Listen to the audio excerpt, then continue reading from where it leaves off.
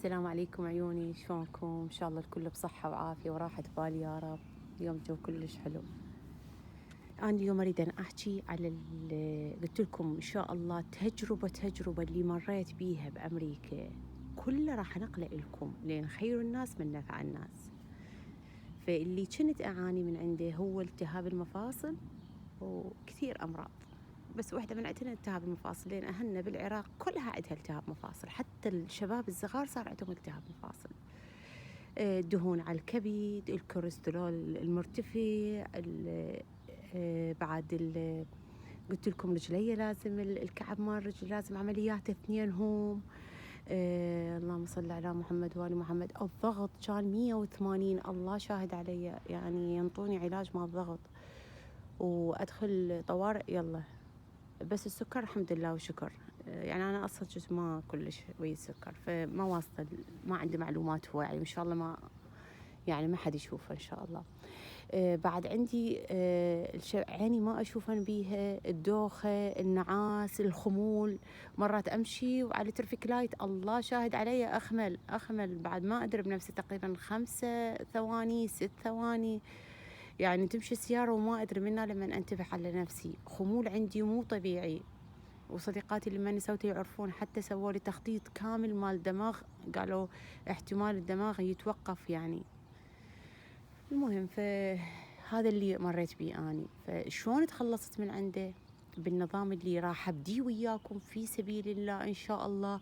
غدا 10 يوق، وانت بكيفش تقدرين تغيرين. زين، هذا الخبز أرجع وأقول مو خبزة أمي وأمك اللي بيها كل الخير والبركة، والله تغيرت، كل شيء تغير، لأن ما يلحقون على البشرية فبدوا يضيفون مواد على مود تكثر. زين، اللي بديت بيه إنه أنا دخلت مرة من المرات جاي أسوي عملية قص معدة فما صارت، لأن أبو مهدي ما قبل، قال لي أنت والسيدة الزهراء مو تحبيها، أنت وأهل البيت مو تحبيهم، خلاص ما قبل. سبحان الله، بنية دلتني على نظام الكيتو، ودخلت على كيتو دايت ويا دكتورة مها ودكتورة سهير، ما أنسى فضلهن للموت، موجودين على الفيسبوك. بديت وياهم، بديت أتعرف على شغلات هواي. أول ما بديت بالنظام 10 أيام إجتي صديقتي شافتني قالت لي مهدي كأنما شمعة وذايبة، هذا على الشكل وعلى السمن، أنا حتى السمن بعد ما يهمني، حتى الشكل بعد ما يهمني. زين، صحيح اكو بنات يردين يضعفون وهاي، ايش قد ما تهمنا الصحة، لأن بدون صحة أنا ما راح أقدر أقدم لأولادي أي شيء، بدون صحة أنا ما راح أقدم لنفسي أي شيء، بدون صحة ما راح أقدم لزوجي بعائلتي نهائيا، كل شيء ما راح أقدم للمجتمع. زين، فالحمد لله بديت بالكيتو. أول ما بديت 3 أيام 4 أيام تعبت، يعني كأنما بداية حمل عندي، لعبان نفس العفو ودوخة وفد شي. بعدين شوية شوية الحمد لله وشكر بديت أخذ فيتامينات، الفيتامينات العامة ومغنيسيوم، هم راح أخليهن لكم إن شاء الله. إن شاء الله بوجبة من الوجبات أخليكم الفيتامينات اللي لازم ناخذها. نبدي أول شي نقطع الخبز، نقطع التمن، منه كلش نقطع. بس أنا لأنه أنت بدائية ابدي أسبوع، يعني سوي غش، أسبوع الثاني شوية غش هماتين مو مشكلة، وراها ابدي. أنا راح أستمر وياكم تقريبا 3 أشهر إن شاء الله، إذا الله وفقنا. يومية ريوقنا وغدانا وعشانا. زين، راح أصورنه وأخليه.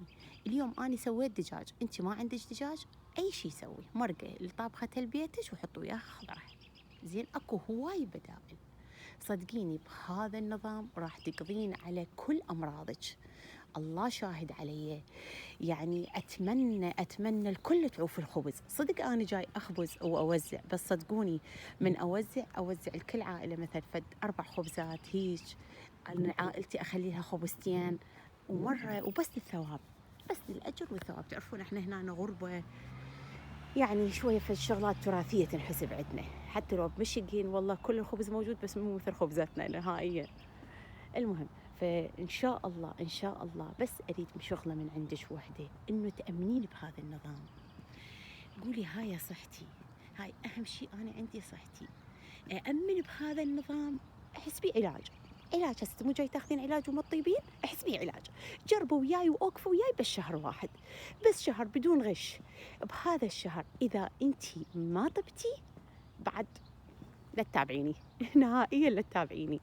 والله العظيم مش قد ما اني راحت الامراض من عندي، بحيث اطلع ويا اولادي اقول لهم يلا نمشي ما ادري شنو، ما اقدر اتحرك، يعني يا دوب انقل رجلي. زين هسه حاليا طبعا مو هسه رجعت ثاني، يعني ليش اريد ارجع وياكم لان هم اسوي غش. ظليت هي بشكل سبحان الله بيها كل الاغراءات مثلكم بالعراق. زين هسه حاليا او قبل مثلا يعني صار فرق اكثر من 95%. زين اتذكر مره من المرات رحت للعراق، ام عمار بقت تبكي علي، هي ام علي الله يرحمها. قالت احنا ما نبكي على غربتك، نبكي على صحتك، منتهيه كل جسمي مريم وبعد مفاصل. هاي المره مره رحت ورا 5 سنين، رجعت كانما فرفوره هيك، اركض وامشي ويا الاولاد وهيك سريعه بحيث ما يلحقن علي. بناتنا من رحت الكربلاء مشي بالاربعينيه، نور ام ايلان شاهده، قالت عمه زين انا ما الحق عليك من تمشين، صارت عندي صحه. تريدين يصير عندك صحه؟ تريدين تركضين ركض؟ تريدين ترجعين 20 سنه ترجعين ورا؟ والله تعالوا وياي وفي سبيل الله وايدي بايد ونتوكل على الله. للتعبين للضوجين تردين شيء اكتبي لي. زين اللهم صل على محمد وآل محمد. ما راح اخليكم كل اسبوع اسويكم في الشغله، يعني هيك حلا فالشغله طيبه ندخل بيها نعوض، بس والله الاكل تروح لذته، كل شيء يروح لذته الا الصحه. بعدين خلينا نطيش شغله ثانيه.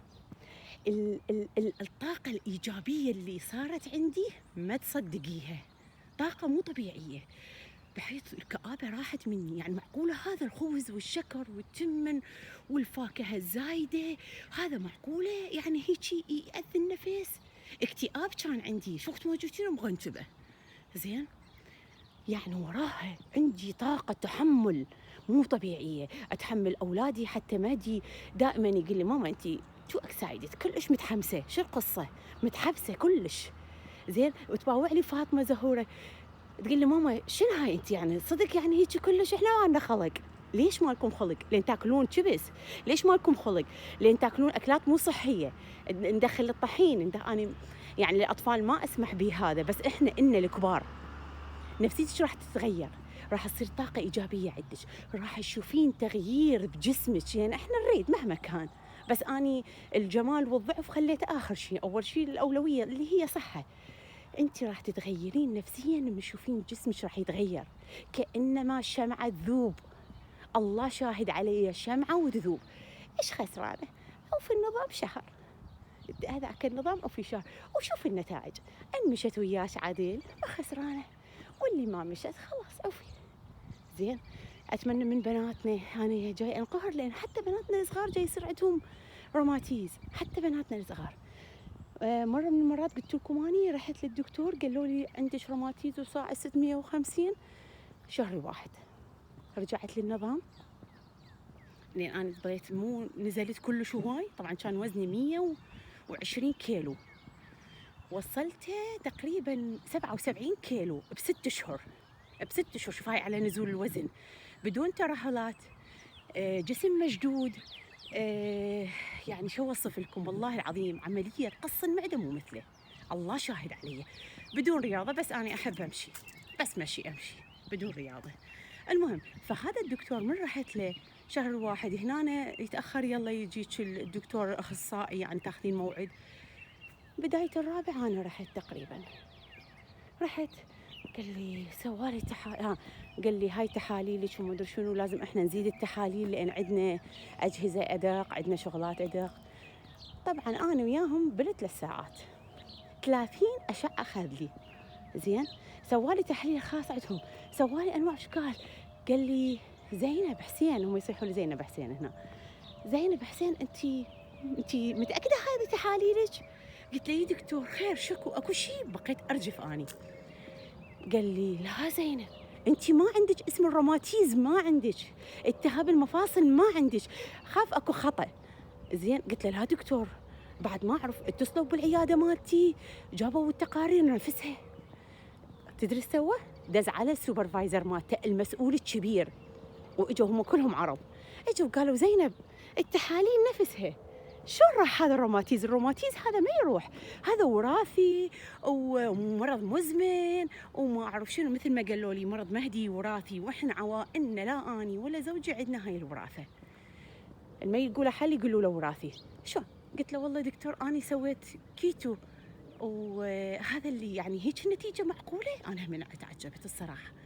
زين قال لي زينب من هنا ورجعي كل مرض ما عندك واستمر على الكيتو، وشكرا جزيلا لان خليتي انه راح نبدي ندرس عليه. زين فاني اهم شيء صحتي، خلي تعالي وياي وفي سبيل الله وخل ابقيها صدقه جاريه الي ولامواتي وهم افيدك. أنا أخذت عهد على نفسي، أي شيء تعلمته بالغربة واستفاديت من عنده راح أنطيكم إياه، وألف الحمد لله والشكر إنه فتحت هاي القناة على مود أقدر أوصل لكم الشغلات اللي استفاديت منها. زين عيوني، ليش تغلطون مثل ما إحنا نغلط؟ يلا الحمد لله والشكر أكو ناس قدامكم غلطت وعرفت، خلونا كل إحنا نشارك. اللي أريده من عندكم الله شاهد علي للأجر والثواب، تسوون شير للمقطع، اشتراك بالقناة، أريد يكون تعم الفائدة على الكل. ليش هاي المرضى ناس ضالة 250,000 و300,000 رايحة لأبو المفاصل وتحاليل كومة ويعطينا علاج. والله العظيم العلاج اللي يعطون اياه مال الروماتيز دزل العراق. زين عمري ما ماخذه حبايات مال روماتيز، بس قبل لا أعرف النظام صدق كنت إذا ماخذه الحباية رجلية تنتهي. يمكن بناتنا اللي بتكسس يعرفوني، من كنت اروح للجامع المؤمن سنتر، من كنت اروح له عندي قوالب الرجليه، هذه القوالب اخليهن. يمكن ام احمد السعوديه، ام نسرين، ام حسين العلويه اذا تتذكروني، هاي القوالب مجرد ما اقعد بالجامع لبست القوالب، لان مستحيل اقدر من الالم. قوالب مال رجليه من بديت بالنظام كانت الكوفيد موجودة، هاي مالت الكورونا. زين من رجعت لهم ما حد عرفني بالشكل، ما حد عرفني بالحركة، الحركة كأنما هيك طير. زين هذا إنجاز، خلونا كل إحنا نشتغل بيه، خلونا كل إحنا نعممه. تصبرن وياي لا تقول لهم مهدي الأكلات مملة، الأكلات ما تشبع، وعلى الشبعك بس انتظرين أسبوع واحد راح تتعودين. بس بالبداية صعبة لأن السكر بالجسم راح يطلع، من يطلع السكر بالجسم أنت تحسين بالشبع، بحيث أنا 3 أشهر أصوم ولا أحس بيه نهائيا. الشغلة اللي أريدها من عندش بعد، أريد وياش صيام متقطع. هذا صيام هو ينظف الجسم كله، نبدي من الساعة 6 العصر ما ناكل، الثاني يوم بال10 الصبح، 16 ساعة أريد من عندك. تقول لي والله أنا تريق الساعة ب8 الصبح، خوش حكي، توقفي لي الساعة بال4 العصر. زين 16 ساعة أريد من عندك صيام. وهو أنا ما أريد أطول عليكم الفيديو، زين حبايبي، بس والله أريد أفيدكم، الله شاهد علي، أريدكم كلكم بصحة وعافية وراحة بال. خلونا نشتغل كل احنا، وان شاء الله يا رب نقدر نقدم لهالمرضى هاي مثل ما قدموا لي انا وطب الدكتوره سهير ودكتوره مها الله يحفظهن وكل الجروب هذا، مثل ما قدموا لي وطبت اني ممتنه لهم. خلونا كل احنا نشتغل ونطيب اكثر ناس، وان شاء الله مثل ما نقول كلا للعلاج، بعد ما نريد علاج. زين وصحه وعافيه. ومن اليوم بديت نزلت الريوق مالتي اللي هو بيض طماطه طبعا طيبه. زين بس خضرة مخلصة، صراحة راح أجيب خضرة وأجي. وانتوا عندكم بالعراق الخضرة أنواع وأشكال. حبايبي يلا صحة وعافية وراحة بال، توكلوا على الله وصلوا ركعتين، ادعي بالدعاء اللي تردينه. انتي أخت مسيحية توكلي على الله، رفع ايديك وادعي. زين كل من يدعي بالملة مالته إنه الله يوفقكم إن شاء الله. حبايبي يلا نشوفكم على خير إن شاء الله.